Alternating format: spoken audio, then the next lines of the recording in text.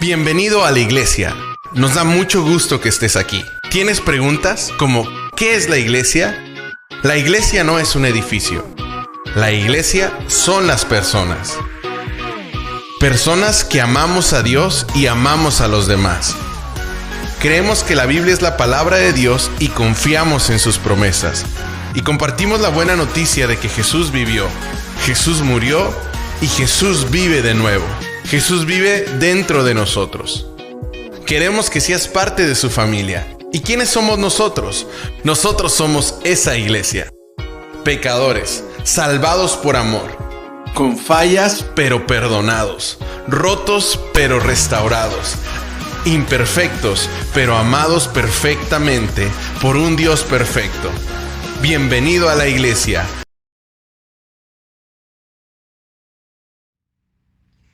Muy buenos días, amados hermanos y hermanas. Los saludamos a cada uno de ustedes en el amor de nuestro Dios. Damos gracias a Dios que hoy, domingo 31 de octubre, tenemos la bendición de estar congregados en diferentes lugares, pero con un mismo espíritu: alabar a nuestro Dios. El salmista David en Salmos 48, versículo 1 dice: «Cuán grande es Jehová y digno de ser en gran manera alabado».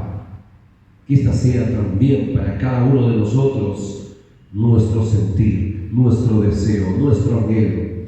Alabar, pero en gran manera, a nuestro Dios. ¿Y cómo no alabarle? ¿Cómo no bendecir su nombre? Si Él es fiel, misericordioso, es un Dios lleno de amor, es un Dios lleno de bondad. Y esto para nosotros es motivo de expresar siempre gratitud y alabanza a Él. Vamos en este momento juntos a acercarnos a Dios a través de una oración, pidiendo que este culto sea para la gloria y la honra de nuestro Dios. Te damos gracias, bendito Padre. Nos acercamos al trono de tu gracia, reconociendo que tú eres nuestro Señor, tú eres nuestro Dios todopoderoso, a quien debemos toda la gloria y la honra. Te damos gracias, bendito Padre, porque cada momento de nuestra vida es solamente un testimonio del amor, de la misericordia que tú tienes para con nosotros. Te Te damos gracias porque todo lo que hemos recibido hasta aquí solo es gracias al inmenso amor y a la abundante bendición que derramas sobre nosotros. Te damos gracias también aún por las adversidades, las dificultades. Te damos gracias aún por las circunstancias complicadas, porque de todas ellas nos has librado y sobre todo tú has estado presente. Gracias, bendito Padre, por cada uno de mis hermanos que están ya en esta mañana, congregados en diferentes lugares, pero también unidos en un solo espíritu. Te damos gracias de todo corazón, porque permites que tenemos este privilegio de acercarnos ante ti, de poder honrarte, alabarte, y también en esta mañana ser bendecidos con tu palabra. Gracias, bendito Padre. Oramos en el nombre de Cristo Jesús. Amén. Bien, amados hermanos, este culto también continúa siendo parte de la celebración del 8º aniversario de nuestra institución educativa Cyber. Una institución que tiene como propósito ser un instrumento para que muchos niños puedan conocer a Dios desde tierna edad, y aún también muchos padres puedan comprender que solamente en Dios encontramos la verdadera paz y la verdadera felicidad. Así que en este momento también juntos empezamos este culto y queremos hacerlo dando gracias a Dios y alabándole con el siguiente cántico.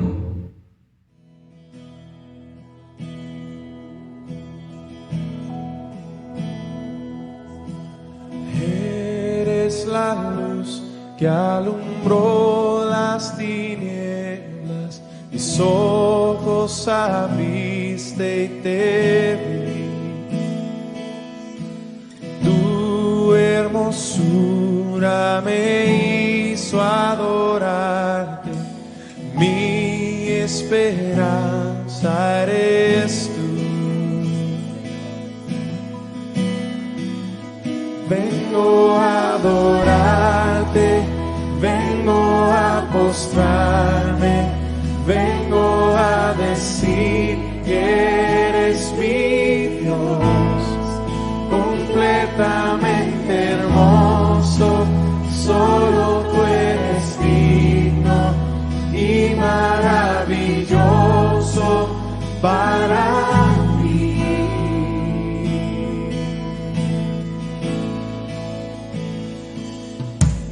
Eterno Rey, por siempre exaltado, glorioso en gran majestad.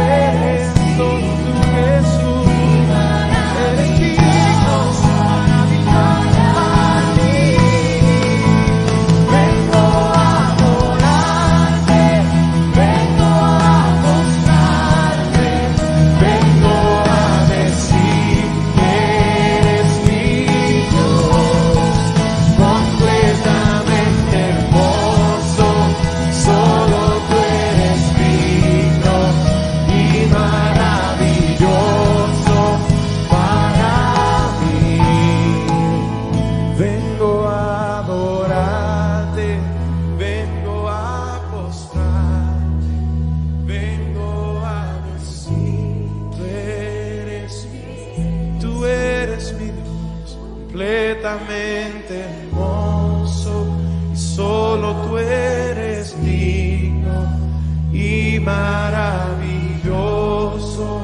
para mí.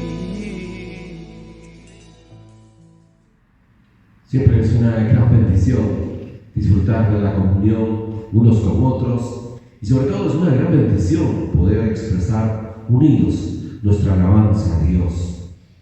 El salmista David en Salmo 104 dice: bendice alma mía a Jehová.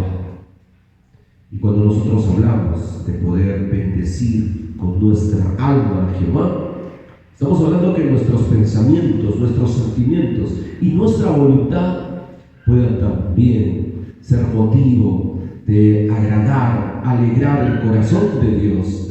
Esto es una tarea que tenemos que desarrollarlo constantemente y sobre todo también siempre buscando una relación cercana con Dios que nos permita demostrar cuánto lo amamos, cuánto es para nosotros el tener a un Dios todopoderoso presente siempre en nuestra vida. Sigamos en esta mañana alabando juntos a nuestro Dios.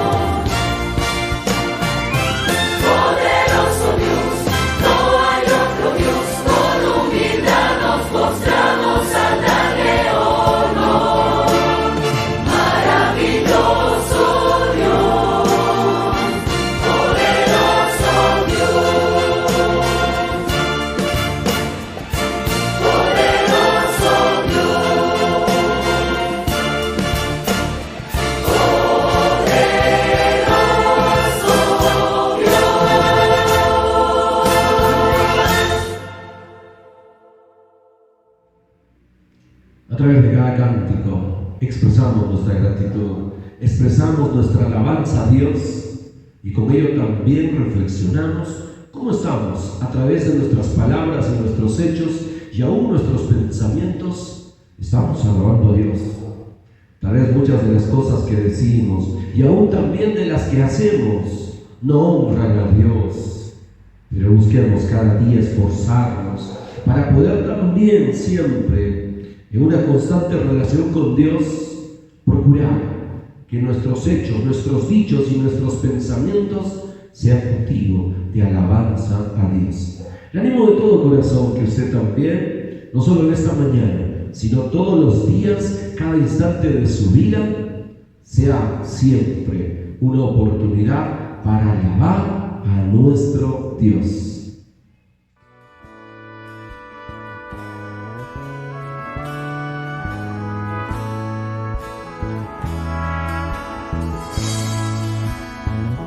Señor mi Dios, al contemplar los cielos, el firmamento y las estrellas mil, al oír tu voz en los potentes truenos y ver brillar al sol en su cegnil, mi corazón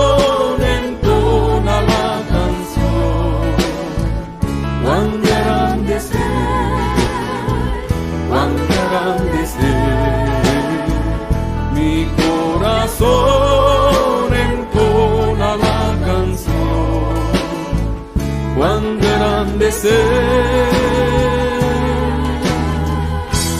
cuán grande es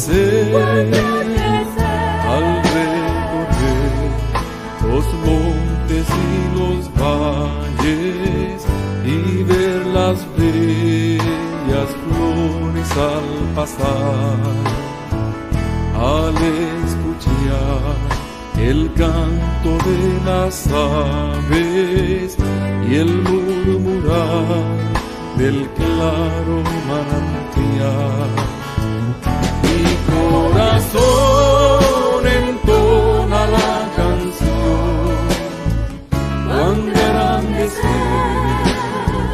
cuán grande es mi corazón entona la canción, cuán grande es cuán grande es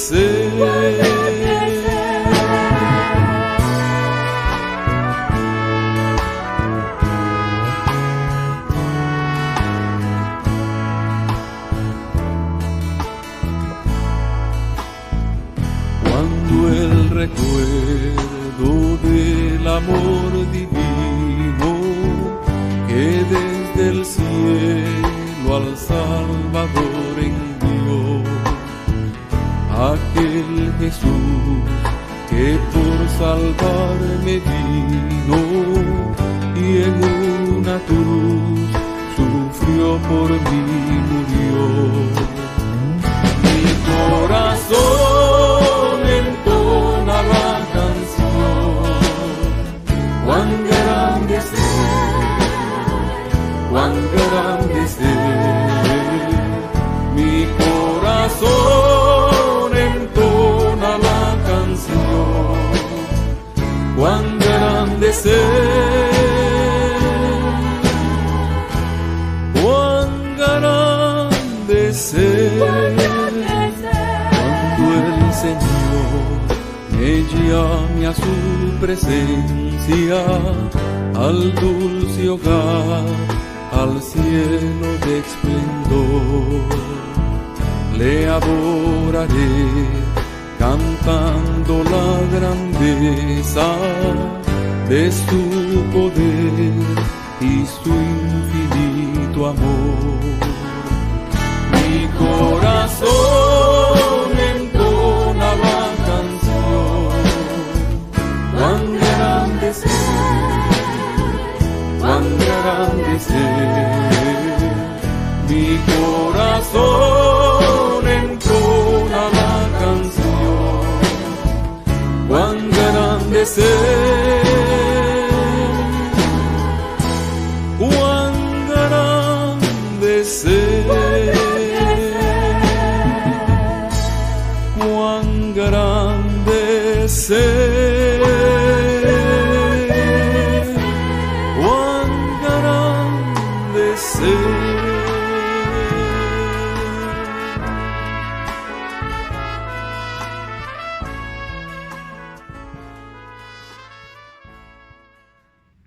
Hoy domingo 31 de octubre, dentro del escenario mundial hay diferentes actividades que se realizan.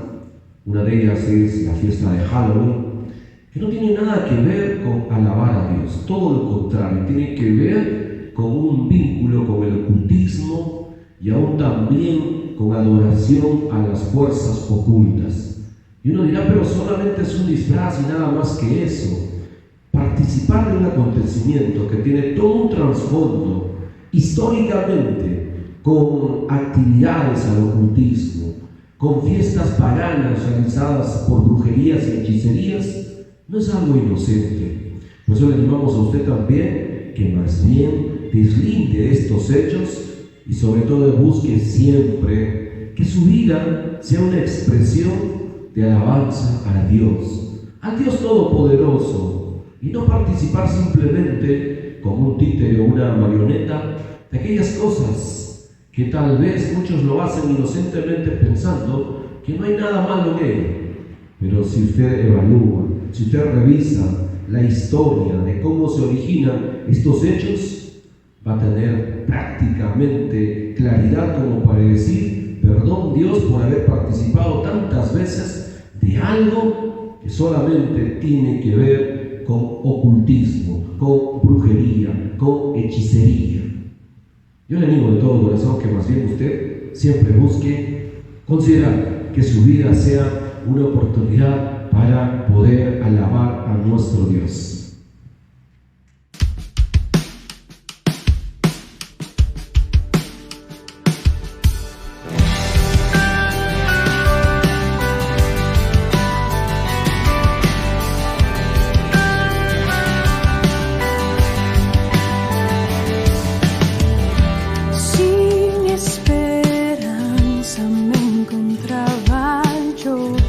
Muerto y perdido en mi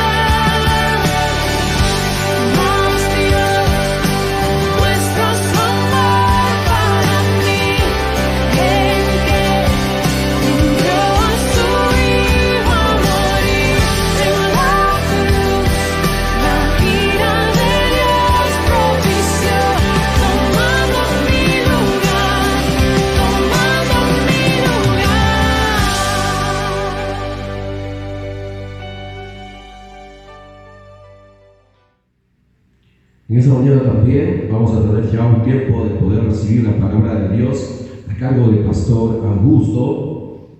Y uno de los hechos que la historia también lo registra es el acontecimiento movilizado por Martín Lutero, que empezó un 31 de octubre de hace muchos años atrás. Esto tiene que ver con la reforma de la iglesia. Esta reforma tiene un sustento, y este sustento está en Romanos capítulo 1, versículo 17. Porque en el Evangelio la justicia de Dios se revela por fe y para fe, como está escrito: mas el justo por la fe vivirá. Es justamente este principio que determina la Biblia, que nuestra vida tiene que ser por fe, porque por fe agradamos a Dios, porque sin fe es imposible agradar a Dios. Y por eso que también queremos en esta mañana, ya después de este cántico de adoración, tener la exposición de la palabra de Dios con Pastor Augusto.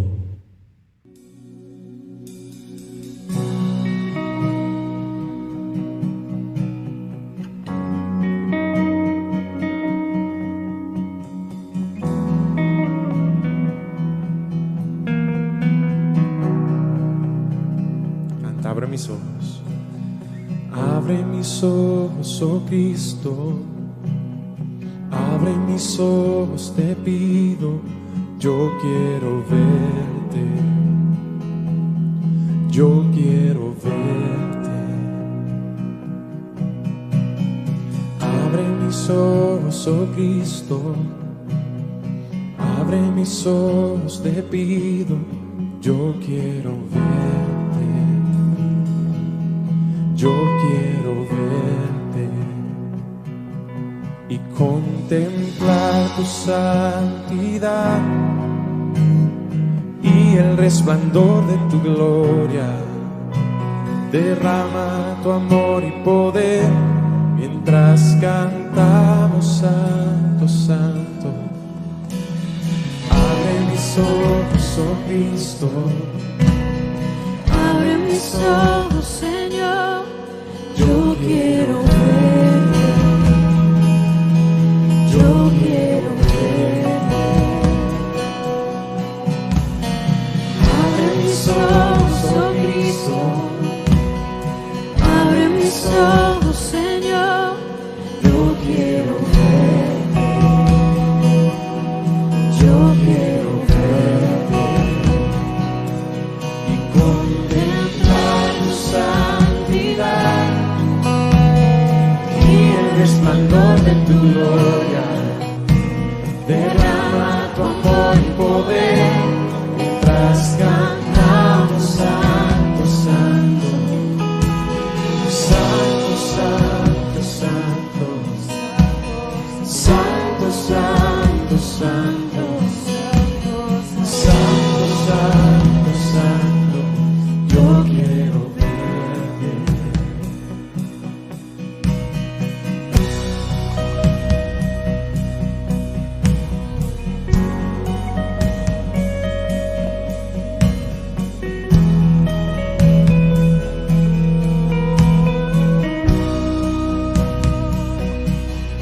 Contemplar tu santidad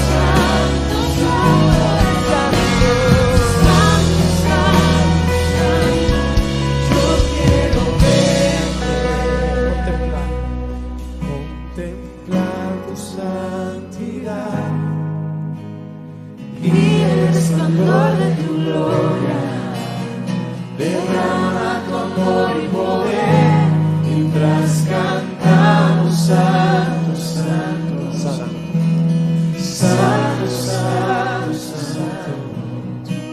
santo, santo, santo, santo, santo, santo, yo quiero verte.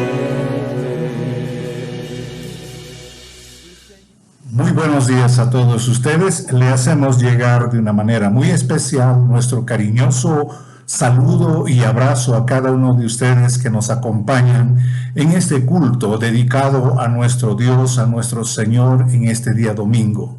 Esta mañana estoy trayendo un versículo que cambió la historia de la fe cristiana. Esto está basado en el capítulo de Romanos, capítulo 1, versículo 17. Nos dice así esta porción de la palabra: porque en el Evangelio la justicia de Dios se revela por fe y para fe, como está escrito, mas el justo por la fe vivirá. Este es lo que está escrito literalmente en Romanos capítulo 1, versículo 17. Y este es el texto central que Dios ha usado para desencadenar esta grande revolución espiritual. Este es el movimiento después de Pentecostés, aquel día en que el Espíritu Santo descendió sobre los discípulos, sobre los apóstoles en Jerusalén. Y ahora nos referimos al siglo XVI, llamado el movimiento, el segundo movimiento, el movimiento fuerte que se llama el movimiento de la Reforma Protestante. Muy poco se ha hablado y muy poco se comenta, y también muy poco se sabe en las iglesias cristianas sobre este movimiento importante del siglo XVI. Entonces, desde el año 1 hasta el año 64, la iglesia tiene su crecimiento. Desde que nuestro Señor Jesucristo fue crucificado, fue sepultado, resucitó, desde ese entonces la iglesia crece. Pero también es perseguida por los judíos. Los judíos estaban muy celosos con esta nueva fe cristiana. Las personas estaban creyendo, estaban aceptando al Señor Jesucristo, y esto era el mensaje central de los discípulos, de los apóstoles de Jesucristo, después de haber recibido el poder que vino por el Espíritu Santo.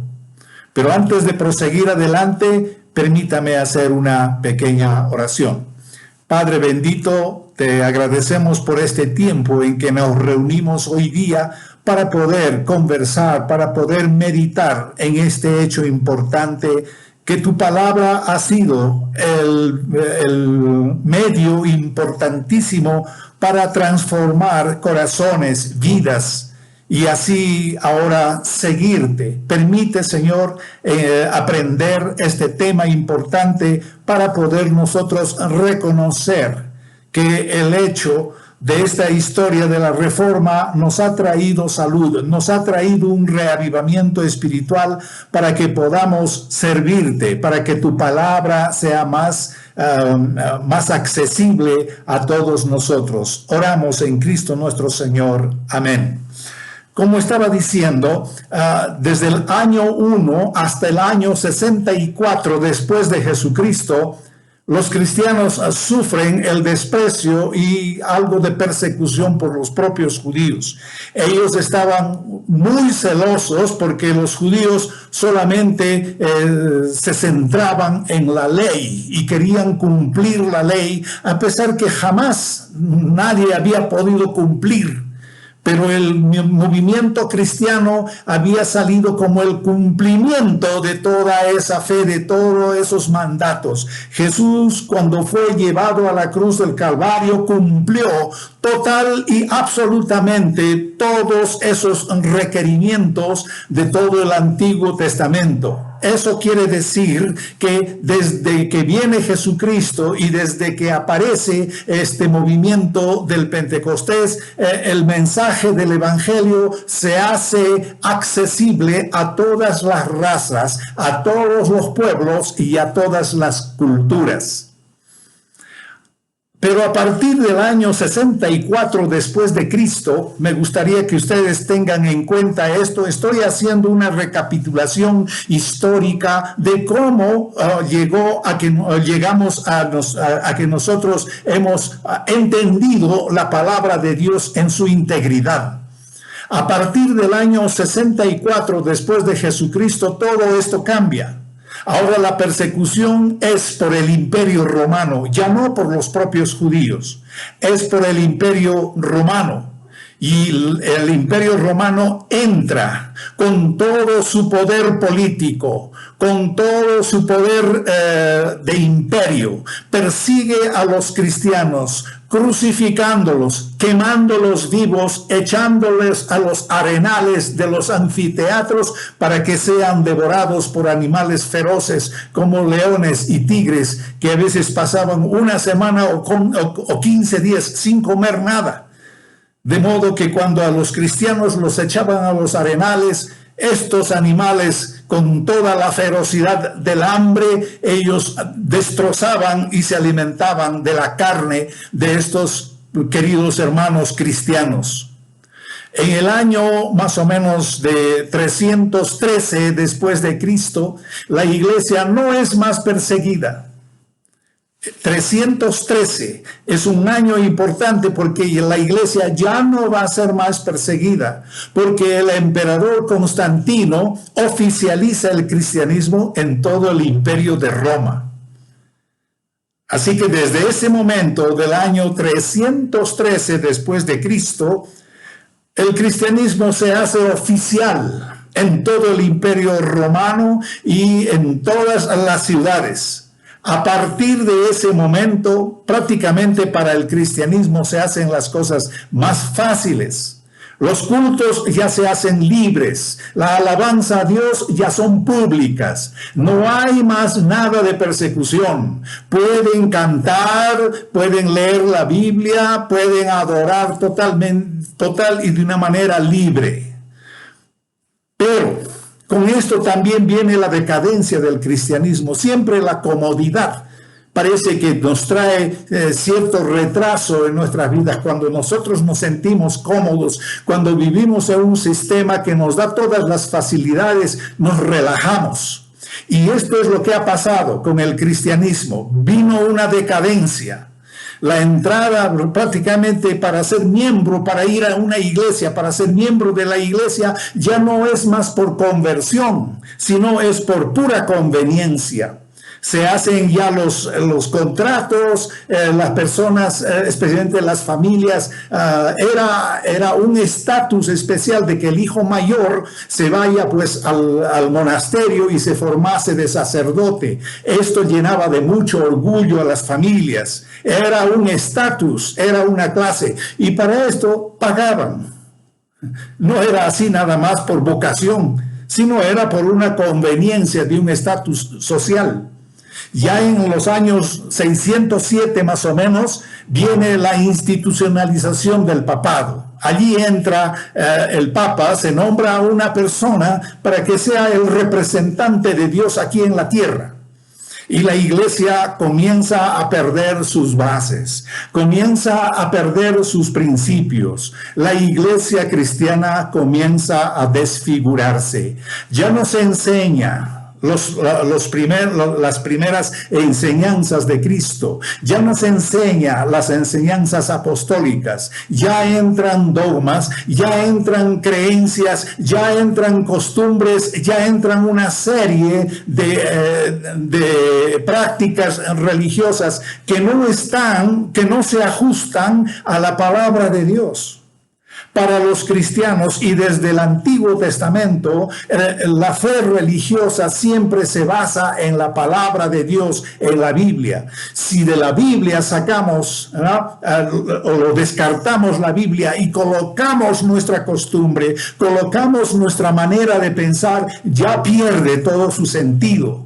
La palabra de Dios es la palabra que nos tiene que enseñar. Es de allá que sacamos las enseñanzas para nuestras vidas. Es de allá que nos nutrimos. Es la palabra de Dios que nos da fuerza y la palabra de Dios que nos orienta para cómo nosotros seguir a nuestro Señor Jesucristo. Viene la época del Renacimiento, estamos en 1450, y por señal en este año se inventa la imprenta. La imprenta es inventada con Juan Gutenberg y la Biblia es el primer libro que se imprime. Sale la Biblia, pero la iglesia oficial, el Papa, dice que no se debe leer la Biblia, que ese libro solamente deben leer los clérigos, es decir, solamente los padres, los obispos y arzobispos. La gente no debe leer. Está totalmente prohibido. Los únicos autorizados para leer, para estudiar, para hablar de la Biblia solamente era el clero, los padres, los sacerdotes, como se llama así. Por eso entra la prohibición de leer la palabra de Dios y más bien entran otros tipos de costumbres. Esto se generaliza en esos tiempos, pero surgen varios hombres que dicen Señor, y varios sacerdotes son los que surgen. Y ellos dicen, no, Señor, así no debe ser. Nosotros tenemos que ajustarnos a la enseñanza de la palabra de Dios. Está como Juan Hus, John Wycliffe, Savonarola, etc. Hay muchas voces que se levantan, pero ellos son inmediatamente banidos, ellos son callados, ellos son silenciados y algunos de ellos son quemados vivos por ser herejes, por estar contradiciendo a la iglesia oficial. Pero en toda esta dificultad surge un monje de la orden de los agustinos. Este se llama Martín Lutero, quien va a clavar en el año de 1517, un día domingo, 31 de octubre, en la puerta de la Catedral de Wittenberg, va a colocar 95 puntos, 95 tesis contra la venta de indulgencias.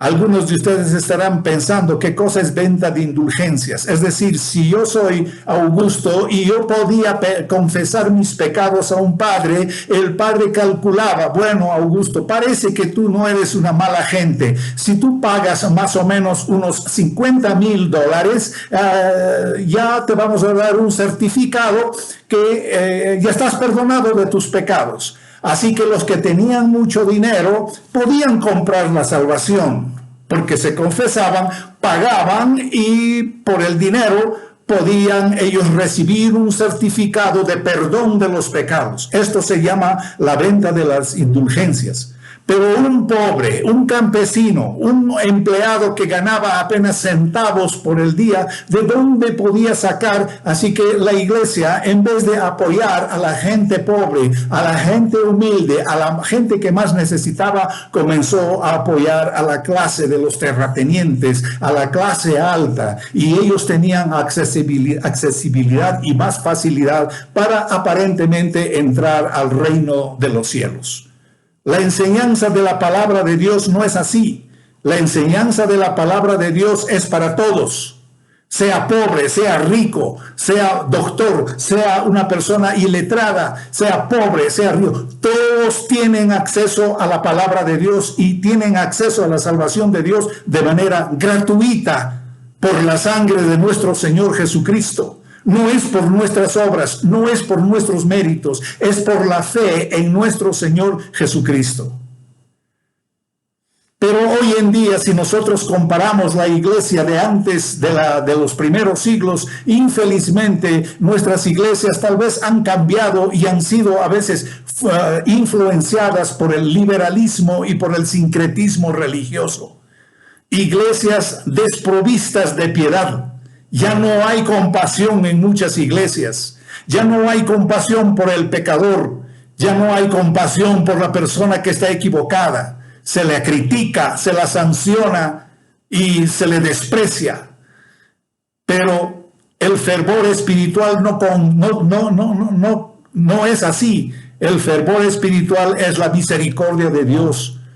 Es el cariño que nosotros debemos mostrar por el pecador, porque solo así haremos entender el amor de Dios por su vida. La iglesia tiene que regresar, tiene que volver nuevamente a una reforma espiritual. Aquí en este texto que acabamos de leer, que he acabado de leer, ha servido de soporte para ese evento, para ese hecho llamado la reforma.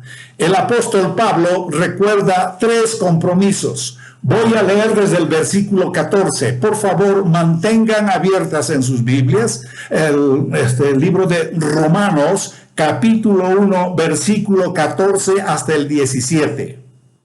Ahora voy a ir al versículo 14. El primer compromiso del apóstol Pablo. El apóstol Pablo tiene varios compromisos que nos va a hablar en este texto.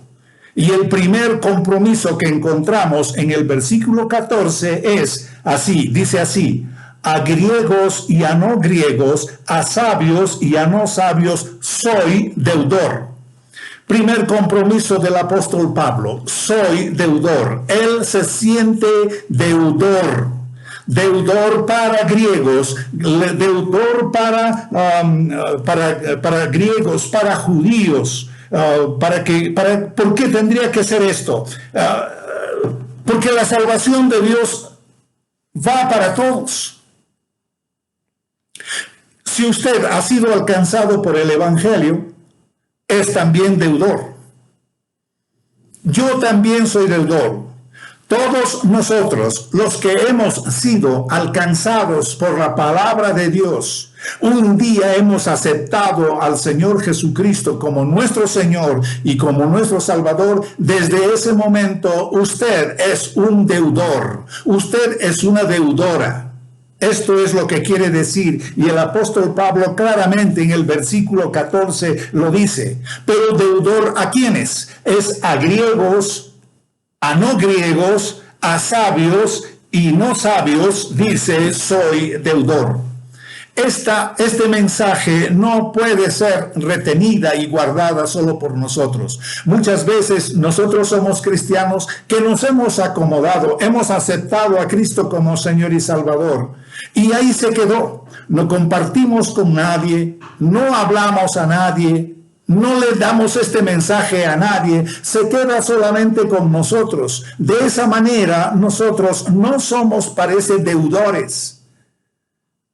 Triste. Pero la verdad es que sí, nosotros somos deudores a este mundo que está sin Cristo. Tenemos que entender nuestra deuda, querido hermano o hermana. Si usted no se siente deudor, no se siente deudora, como el apóstol Pablo está diciendo, usted solamente es de repente un cristiano clandestino. De repente solamente es como un agente secreto 007, que solamente se revela en algunos momentos especiales, pero no en su vida diaria, no en la vida común. Y tenemos que entender que nuestra deuda, que nuestra vocación es alcanzada al mundo con el Evangelio de nuestro Señor Jesucristo. Por eso hay que tener bastante cuidado. Somos deudores a la ciudad de Huancayo, nuestra ciudad de Huancayo, una cultura alegre, una cultura celebrativa. A cada mes tenemos celebraciones. La gente se descarría, trabaja bastante, gana bien, pero todo lo gasta en indumentarias, en ropas típicas que cuestan carísimos, en licores, en comida para poder ellos celebrar. Y casi mensualmente estas celebraciones son muy populares en nuestra ciudad de Huancayo. La gente busca alegría, la gente busca gozarse de la vida. La gente busca una salida a sus tristezas, a sus angustias, a sus problemas y se desencadena en las fiestas patronales. ¡Qué pena! ¡Qué tristeza! Que una cultura se desenvuelva y se desemboque como una fuga usando algunas fiestas religiosas. Las fiestas religiosas deberían ser para acercarnos más a Dios, para consagrarnos más a Dios, para poder llegarnos más a Dios, pero surge todo lo contrario. La gente se desencadena en una furia de fiestas, de bebederías, de borracheras, y allí salen muchos problemas, de allí salen muchas dificultades. Por eso que nuestra cultura necesita de Cristo. Huancayo necesita de nuestro Señor Jesús. Esa transformación natural de la vida que el Espíritu Santo debe ser en la vida de cada persona, eso lo necesita el huancaíno, la huancaína. En segundo lugar, el segundo compromiso del apóstol Pablo, después de ser deudor, dice en el versículo 15, si ustedes prestan atención en el versículo 15, nos dice de la siguiente manera: así que en cuanto a mí, pronto estoy a anunciaros el Evangelio, también a vosotros que estáis en Roma. Muy bien, estoy pronto para anunciaros el Evangelio. Segundo compromiso. Ya hemos visto el primer compromiso, que Él es deudor, y nosotros debemos también sentirnos deudores a la humanidad. Estamos viendo el segundo compromiso del apóstol Pablo, que pronto dice: estoy para anunciaros el Evangelio en Roma. Aunque usted no se sienta deudor, de repente usted, bueno, yo no tengo deuda con nadie. Sí, si usted es un cristiano verdadero, si usted es una cristiana verdadera, es deudor, sí, quiera o no quiera. Porque si no sentimos la deuda, no podemos anunciar el Evangelio. ¿Cómo yo voy a hablar a otra persona de la palabra de Dios si es que yo no siento un compromiso de deuda? Y aquí está el segundo paso, es anunciar el Evangelio. La persona que siente y que tiene deuda, él va a seguir el segundo paso de anunciar el Evangelio. La deuda se desencadena en anunciar la palabra de Dios.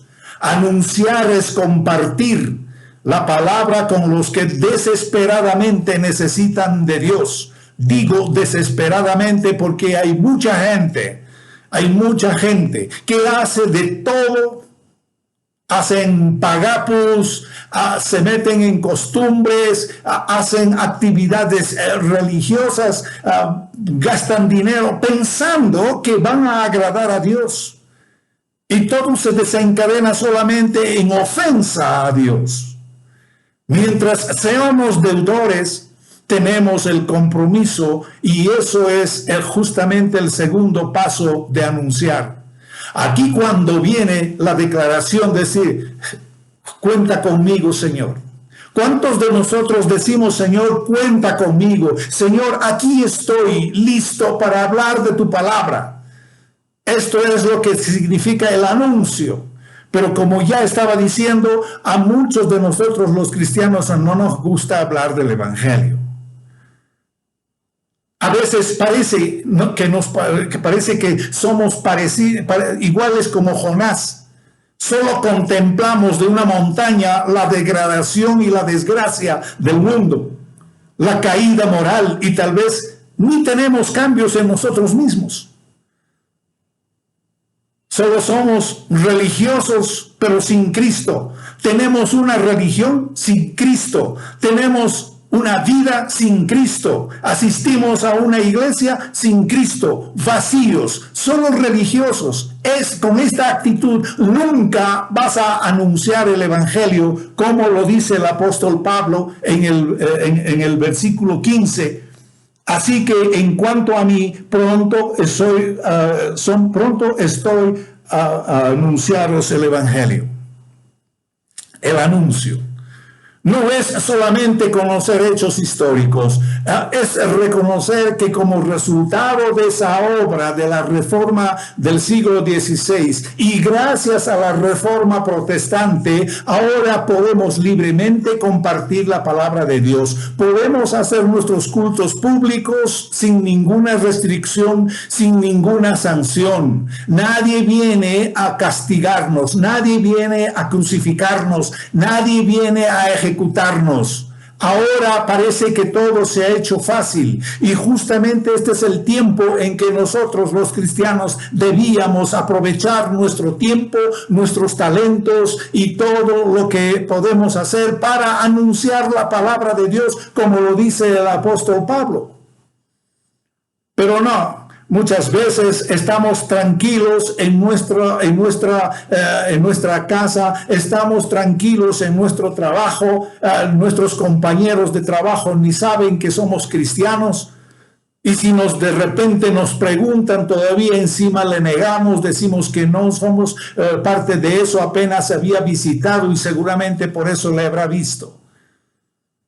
Bueno, que esta obra crezca en el poder del Espíritu Santo. El anuncio del Evangelio que vaya más lejos de lo que nosotros imaginamos.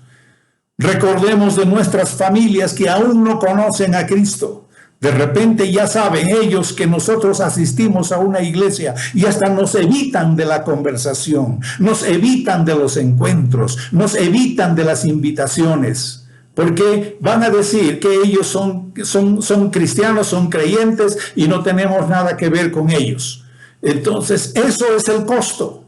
Pero en medio de todo eso hay el anuncio del evangelio, de la palabra de Dios. El tercer compromiso del apóstol Pablo está en el versículo 16. Nosotros vemos otro compromiso del apóstol Pablo en el versículo 16, dice así: porque no me avergüenzo del evangelio, porque es poder de Dios para salvación a todo aquel que cree, al judío primeramente y también al griego. Otra vez el apóstol Pablo repite esa palabra al griego y al judío, a lo que estaba hablando también en el versículo 14. Bueno, ahora podemos clasificar tres grupos de creyentes. Interesante. Hay tres tipos de creyentes. El primer grupo son los que son una vergüenza del evangelio. Es decir, se dicen cristianos, pero su conducta no es como de un cristiano. Dice que va a una iglesia, pero su manera de proceder no parece de un cristiano. Es negociante, es un vendedor, hace negocios, pero su manera de hacer los negocios no son de un cristiano. Y todo esto son prácticamente una vergüenza del evangelio. Son personas que la mitad han creído y la mitad desconocen. Pueden tener una Biblia en sus manos, pero nunca la leen, nunca aprenden, nunca se preocupan. Pueden tener devocionales, hay un montón de devocionales que podemos tener, hasta lo puede leer, pero nunca tiene un cambio de vida. Estas personas son la vergüenza del evangelio. El segundo grupo es los que se avergüenzan del evangelio. Las personas que no quieren identificarse, tienen total vergüenza porque van a ser criticados, porque van a ser desaprobados. Porque eres creyente verdadero en Jesús, nadie te va a aplaudir, nadie te va a felicitar. Por eso muchos se avergüenzan del evangelio y solamente lo tienen para sí mismos. Oran, leen la Biblia, estudian la Biblia, van a la iglesia y así pasan los años, pero nunca anuncian el evangelio. Pero el apóstol Pablo nos está diciendo en esta mañana: yo no me avergüenzo del evangelio. Este es Esto es la fe valerosa y poderosa de una persona que tiene a Cristo en el corazón. Y el tercer grupo de personas son los que no se avergüenzan del Evangelio. Recuerden, el primer grupo son los que son una vergüenza del Evangelio. El segundo son los que se avergüenzan del Evangelio. Y los del tercer grupo son los que no se avergüenzan del Evangelio. Son valientes, son mujeres y hombres que llevan la palabra de Dios, comparten su experiencia, comparten versículos de la Biblia, hacen todo lo posible para que la persona o las personas lleguen a Dios, vengan a la iglesia, entreguen su vida a Jesucristo. Cuando el apóstol Pablo nos dice que no se avergüenza del Evangelio, hay que recordar, ¿por qué él dice esto? Porque por causa del Evangelio él había sufrido en carne propia. Él ha sufrido persecuciones, él ha sufrido azotes, él ha sufrido apedreamientos. Todo esto por causa del Evangelio, y fue condenado a muerte por causa del Evangelio. Porque él no se avergonzaba del Evangelio, ya que está sufriendo las persecuciones, ya que está siendo atacado, ya que estaba siendo azotado y apedreado. Entonces, ¿por qué tiene que avergonzarse? Ya no tenía por qué avergonzarse del Evangelio. Ya era una forma de vida, ya se le conocía de esa manera.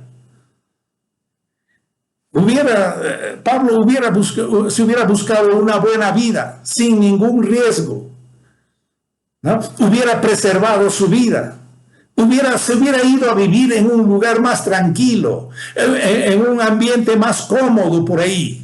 Pero no hizo eso el apóstol Pablo. Él fue en medio de las adversidades, en medio de insultos, en medio de críticas, en medio de castigos, en medio de desprecios, llevaba la palabra de Dios, porque él sentía en su vida una deuda grande, un peso para llevar la palabra de Dios. ¿Por qué se avergonzaría del Evangelio? Este mensaje del Evangelio, queridos oyentes, es todavía un riesgo en nuestros días. ¿Por qué digo riesgo?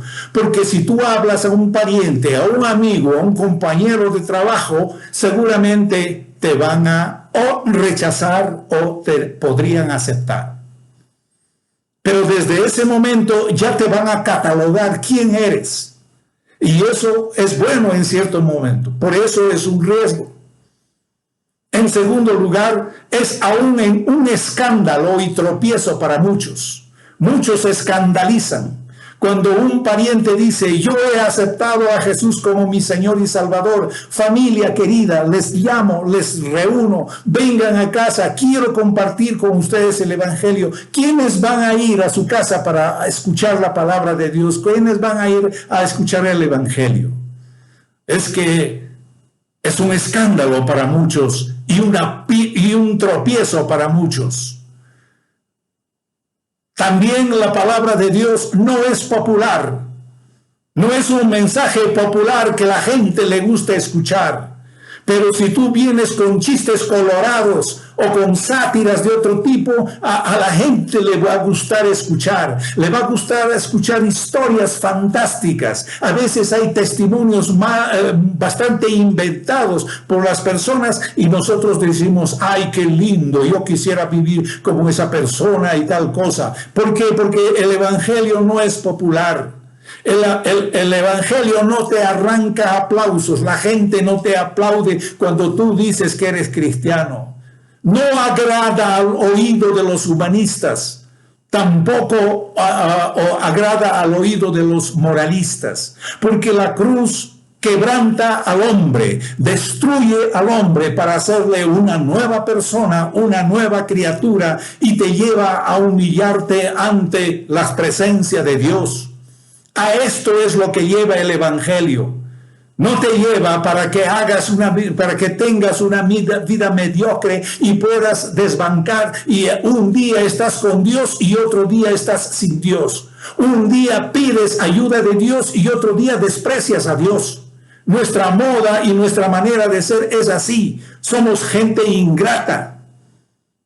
Cuando nos conviene, estamos con Dios. Cuando no nos conviene, adiós Dios, no sé dónde está. Y si le hablas a alguien y si le dices alguna cosa, se ríen en tu propia cara, hacen fiesta en tu propia cara. Y ya me han dicho muchas veces y muchas personas, no, a usted no le interesa cómo yo viva, cómo yo sea. Yo me entiendo con Dios. Yo ya sé cómo comunicarme con Dios. Yo tengo un arreglo ya con Dios. Dios ya me entiende y yo también entiendo a Dios.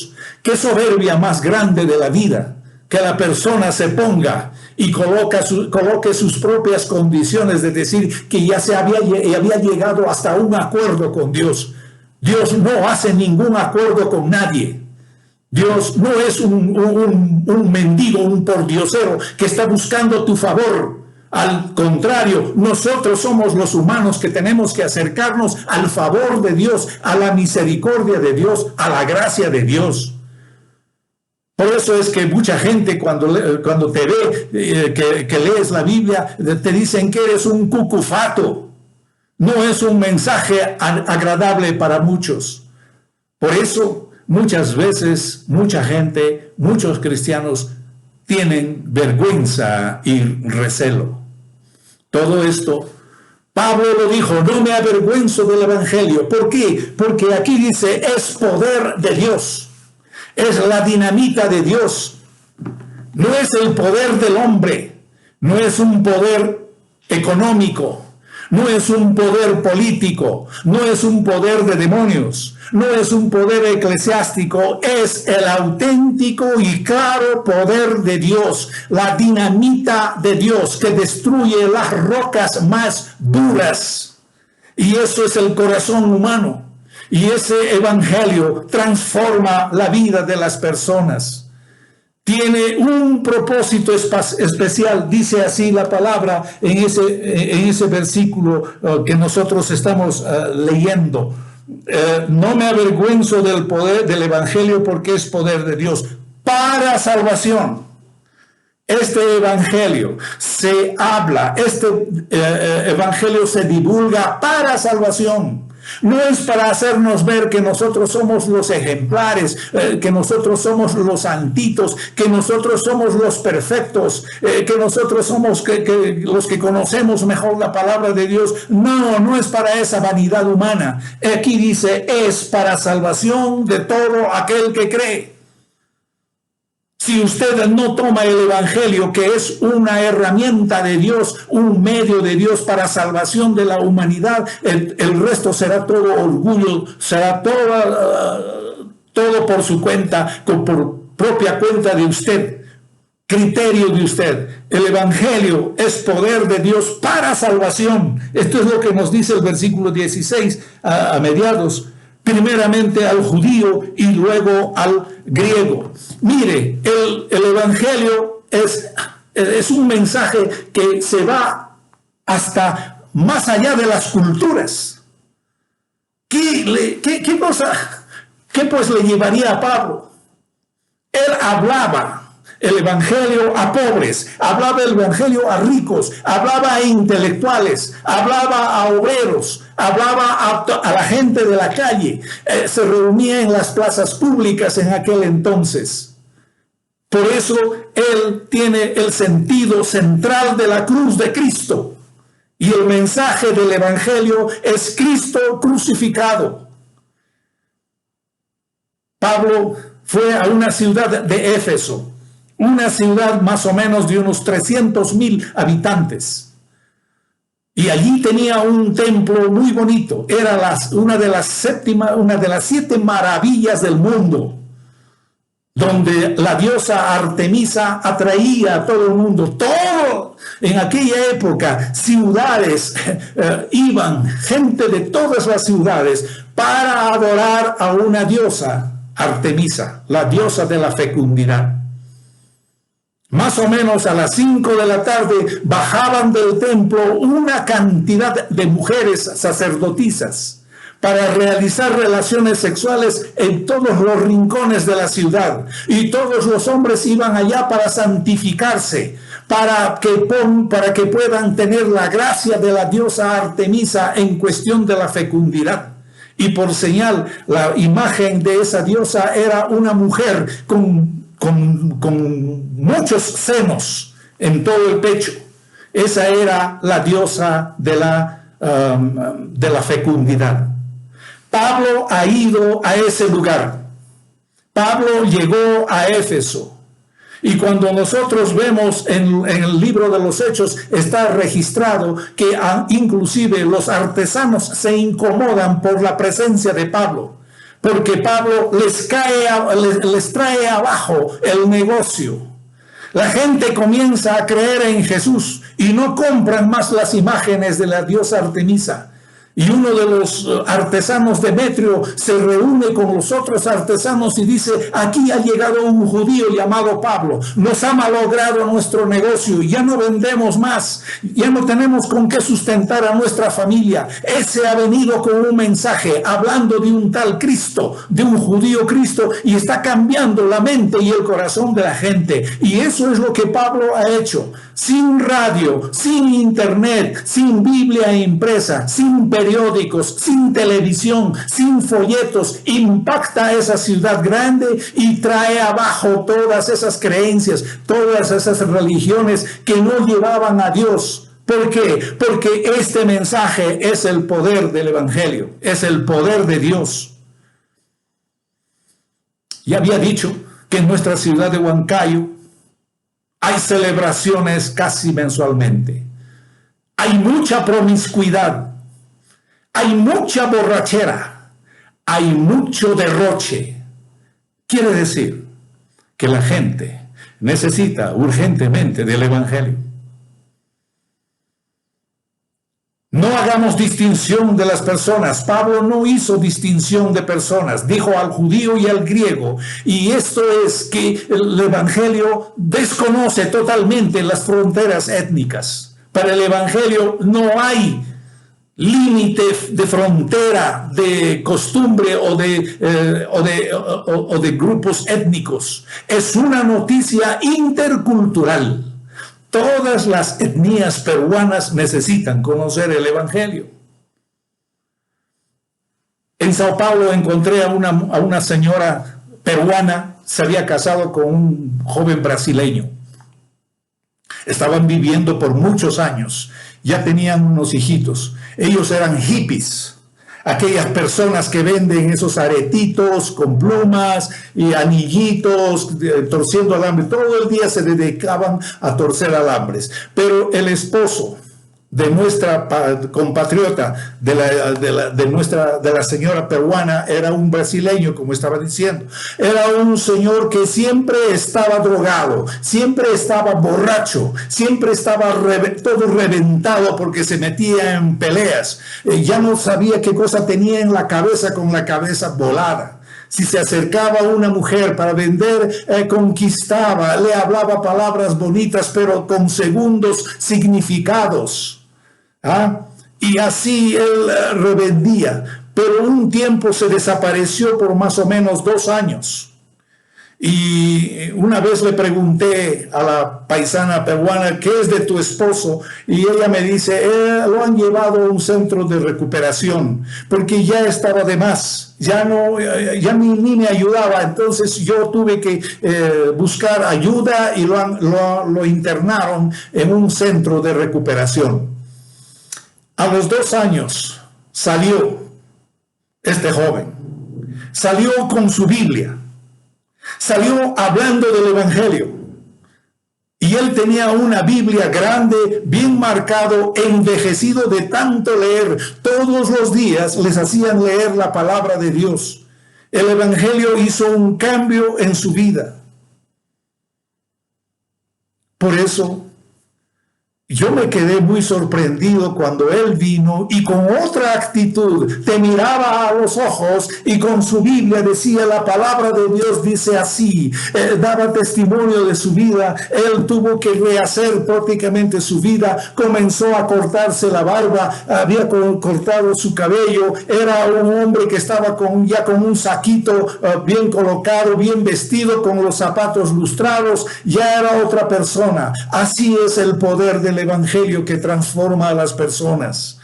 Es la dinamita de Dios que destruye y tiene el poder de destruir al hombre para hacerlo renacer a una nueva criatura, a un nuevo hombre, a una nueva persona, a una nueva mujer, a un nuevo joven, a un nuevo anciano.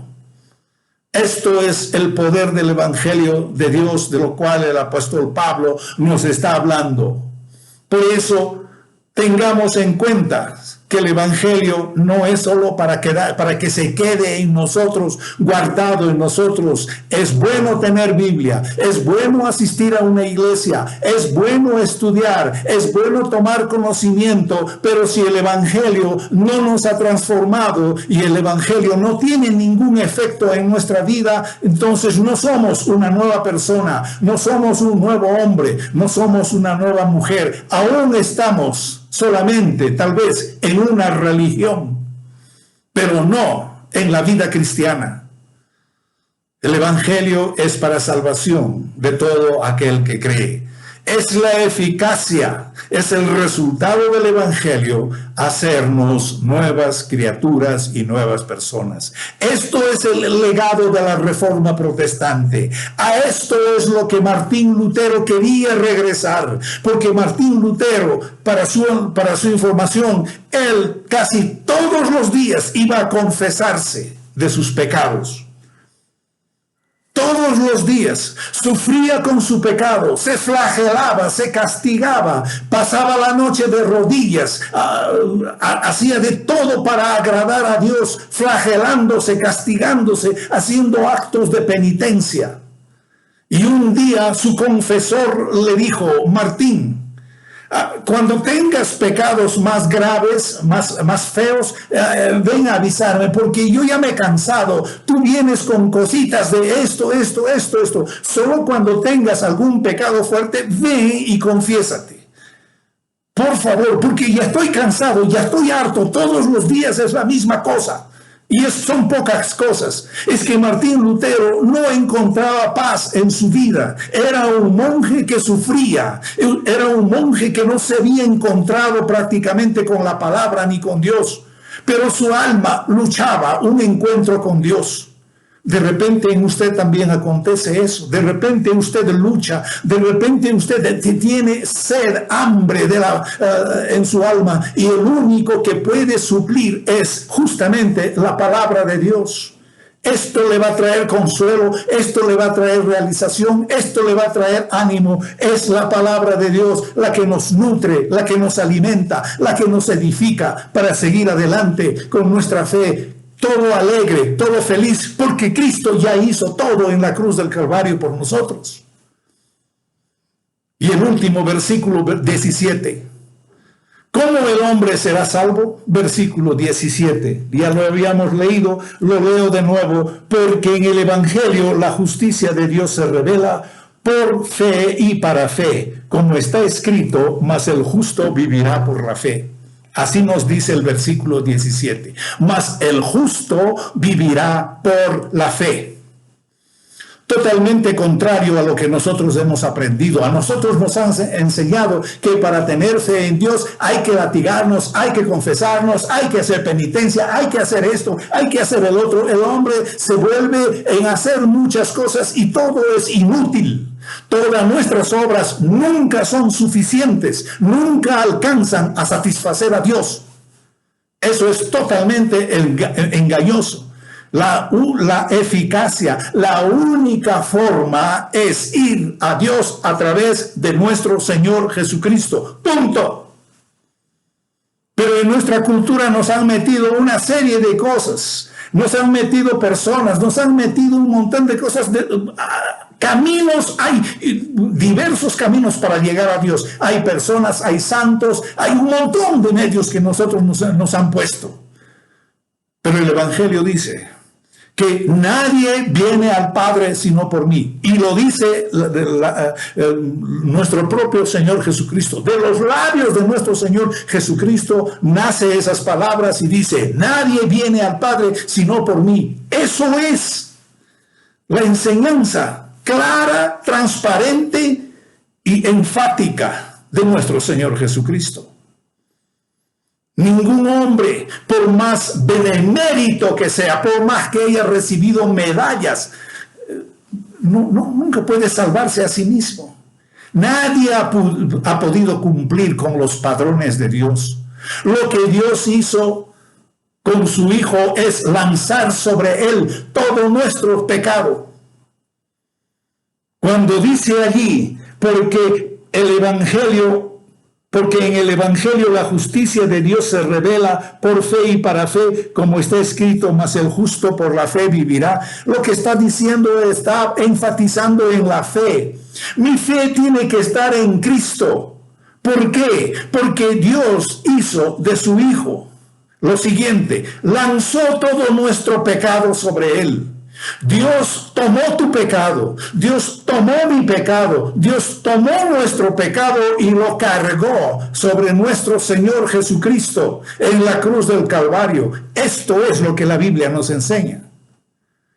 Cuando nuestros pecados fueron lanzados sobre Jesús, fue cuando toda la copa de la ira de Dios se ha descargado en la persona de nuestro Señor Jesucristo. Toda esa maldición de la cual nosotros estábamos viviendo ha sido transferida en la persona de nuestro Señor Jesucristo.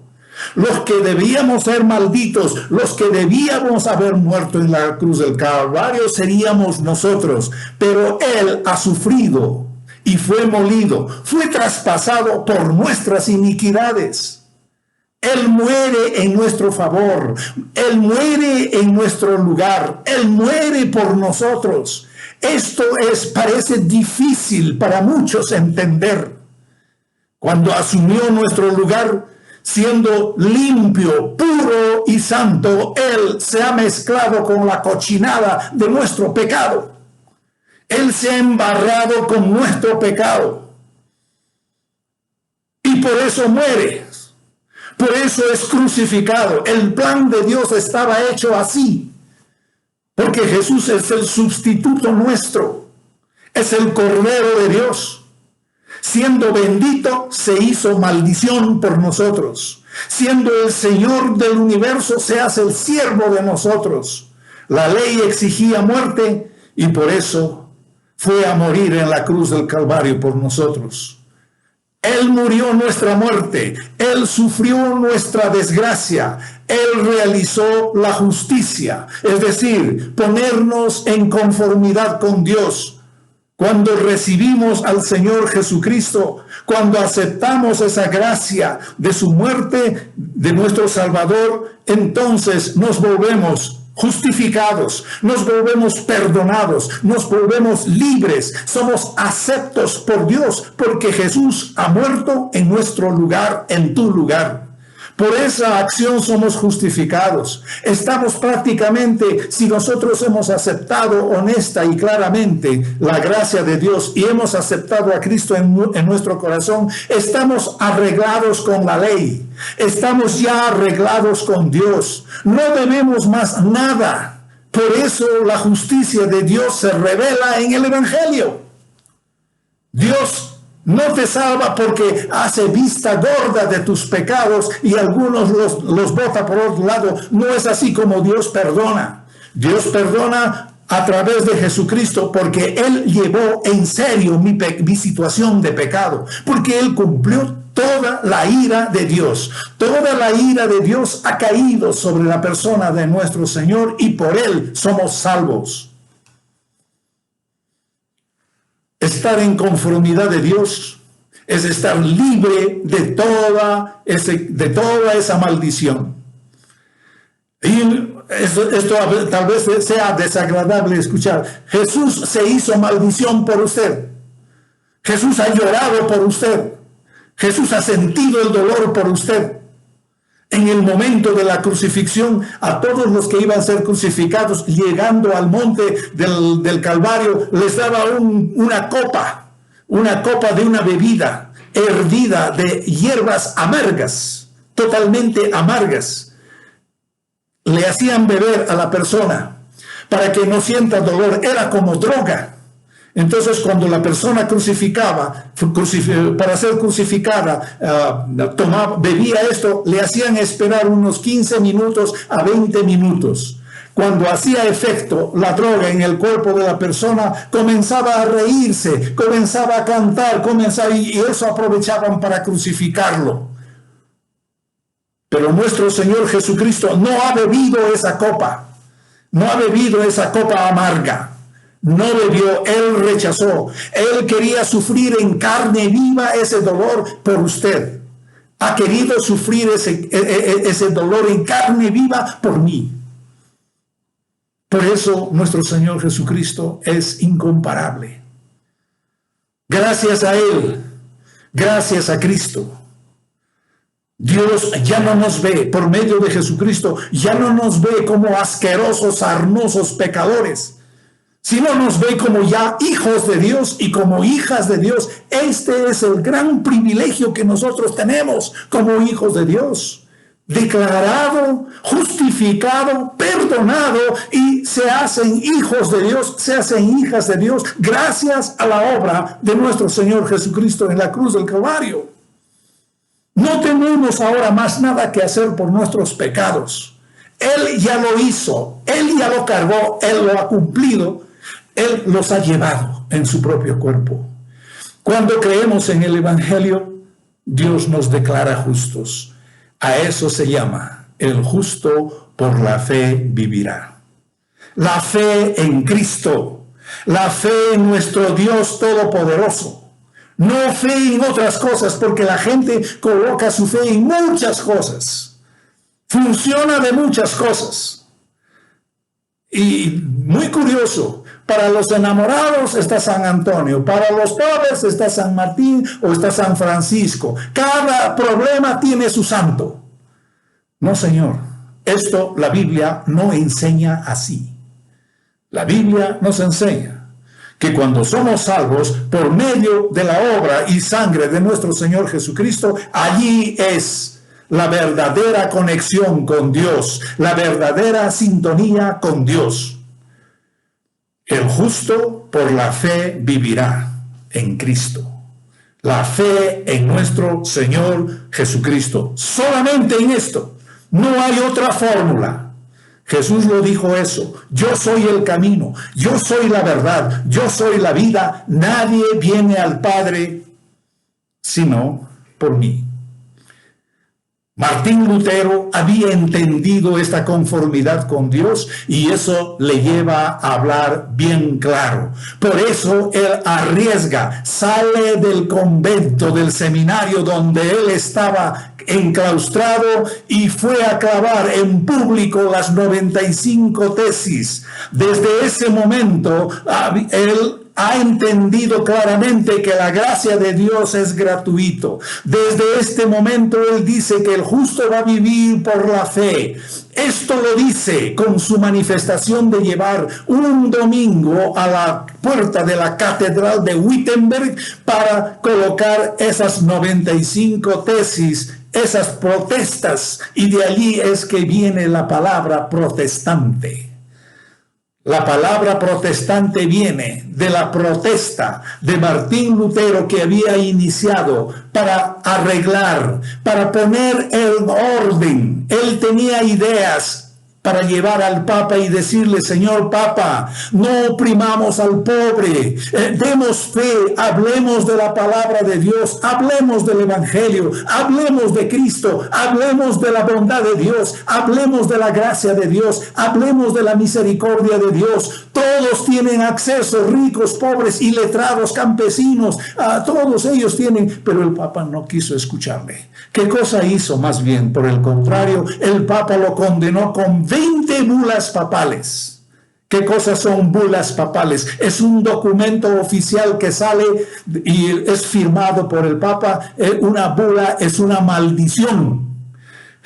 Martín Lutero ha sido 20 veces maldito por el Papa de aquel entonces. Aún no se queda allí. Pusieron precio por la cabeza de Martín Lutero. Y colocaban así: ¿quién mataba? La persona que conseguía matar a Martín Lutero, dice que estaba garantizada la eterna salvación de Dios. Cualquier persona que mate a Martín Lutero, venga inmediatamente, pruebe lo que ha hecho, le vamos a dar un documento, un precioso documento de la Basílica de Roma, diciendo que esta persona ya tiene la salvación entera. ¿Dónde en la palabra de Dios se encuentra esa información? ¿Dónde se enseña así en la palabra de Dios? ¿Dónde se incentiva a matar a la persona para ganar salvación? Esto es totalmente antibíblico, antievangélico, anticristiano. Bueno, termino desafiándole a usted. Que Cristo sea nuestro Señor. Obedezcamos su palabra y sintámonos todos totalmente justificados, libres del peso del pecado. Pero todo por su gracia y por su misericordia.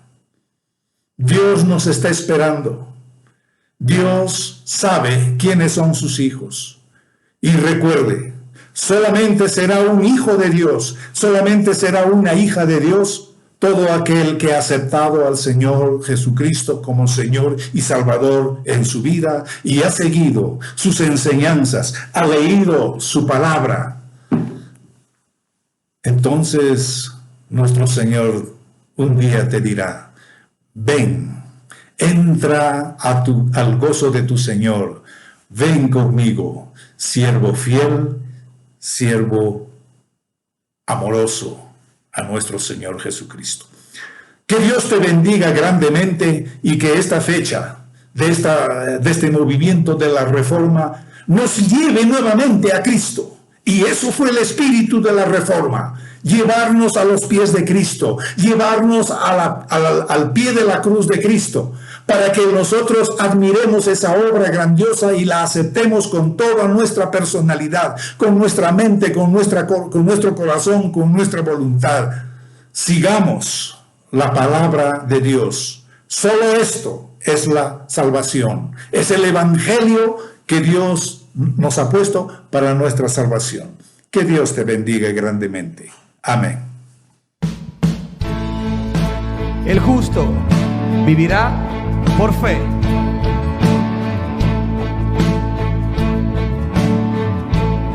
Cantemos. Porque veremos a nuestro Dios en el plan que creó en la eternidad, en la vida de los fieles que llamó a vivir por fe y no por ver. Por fe el justo vivirá. Por la fe caminamos junto a Él, como viendo al invisible protector. Vivir por fe y no por ver. Sus promesas. Sus promesas somos rocas hoy. Sus promesas cumple nuestro Dios. Nos movemos solo por la fe en Él. Vivir por fe y no por ver. Por fe. Porque profetas hablaron bien. Por la fe proclamaron la verdad. El Mesías prometido en Él, el que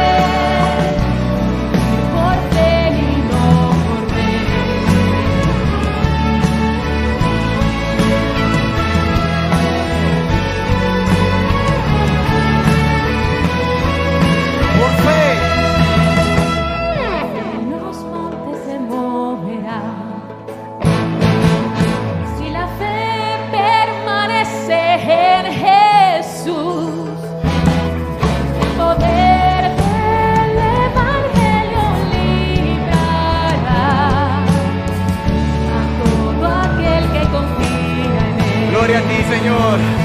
Sus promesas como rocas son, sus promesas cumplen nuestro Dios.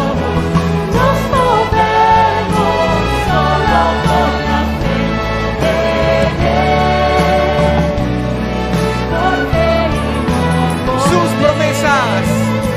sus promesas como rocas son, sus promesas cumplen nuestro Dios. Nos movemos solo por la fe en Él,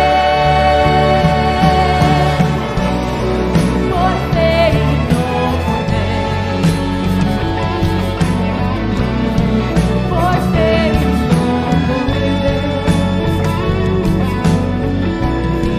por fe y no por ver, por fe y no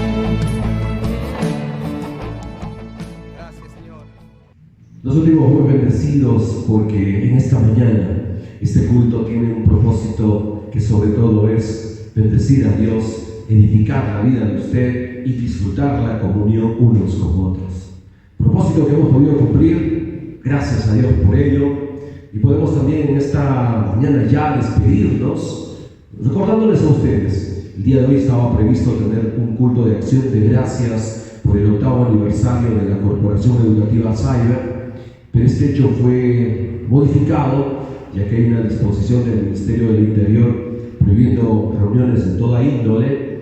Entonces hemos considerado conveniente que este martes 2 de noviembre, 10:30 de la mañana, con todo el personal docente, administrativo y aún auxiliares, vamos a tener este culto especial de gratitud a nuestro Dios por cada una de las bendiciones recibidas a lo largo de estos años. Y aún también por las dificultades y adversidades superadas, porque solo gracias a Dios podemos llegar a este tiempo para poder reconocer que Dios siempre estuvo presente con nosotros, que Dios nos ayudó en nuestros logros, en nuestras victorias, y que todo lo que hemos alcanzado solamente es para la gloria y la honra de nuestro Dios.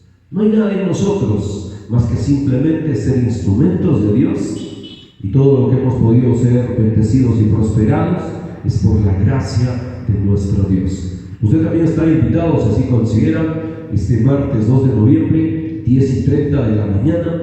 Vamos a estar aquí en nuestras instalaciones del local de la Corporación Cyber, extendiendo este culto de gratitud a nuestro Dios. Bien, vamos hermanos, recordarles también que de lunes a sábado, 8 de la noche, seguimos con el tiempo especial, tiempo de leer la palabra, tiempo de reflexión y también tiempo de oración a nuestro Dios. ¿Cómo puede participar? Ya lo saben, publicamos cada día el enlace de estas reuniones virtuales en la página de Facebook de Cyber Church y también en el grupo de WhatsApp de Cyber Church.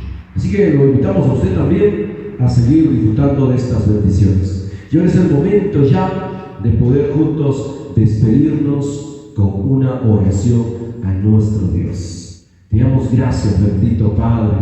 Gracias porque en este día hemos podido ser bendecidos con tu presencia, bendecidos con tu palabra y aún también bendecidos con la presencia de cada uno de mis hermanos. Te damos gracias porque sin ti nada sería posible. Te damos gracias porque cada uno de nosotros tenemos tantas bendiciones de las cuales solo nos queda agradecerte. Y aún también por las adversidades, las dificultades, decimos gracias por ello, porque en todo ello tu mano poderosa está con nosotros. Te damos gracias porque en este día podemos despedirnos, no de tu presencia, solamente de este culto, porque tú siempre estás con nosotros. Gracias, bendito Padre. Oramos en el nombre de Cristo Jesús. Amén.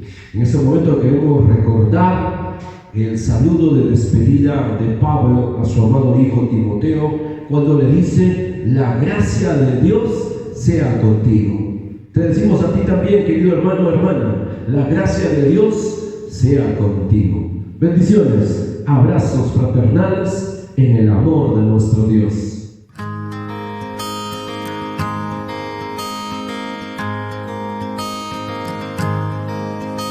sublime gracia del Señor, que a un pecador salvó.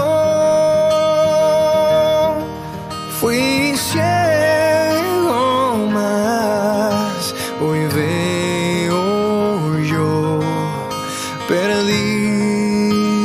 y él me halló.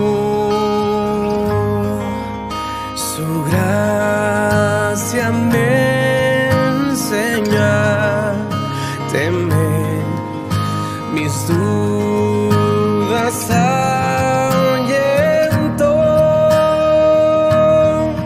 Oh, cuán precioso fue a mi ser cuando Él me transformó.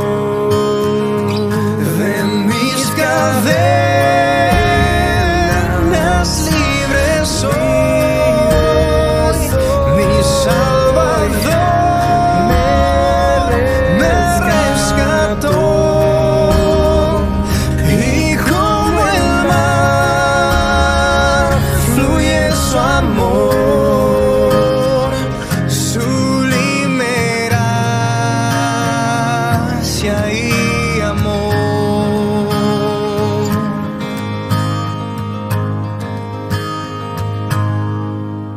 En los peligros y aflicción que yo he tenido aquí, su gracia siempre me libró y me guiará al hogar. De mis cadenas libres soy, mi Salvador me rescató. Y como el mar fluye su amor, sublime gracia y amor. De mis cadenas libres soy, mi Salvador me rescató. Y como el mar fluye su amor, sublime gracia y amor. Y cuando en Sion por siglos mil brillando esté cual sol, yo cantaré por siempre ahí su amor que me salvó, su amor que me salvó,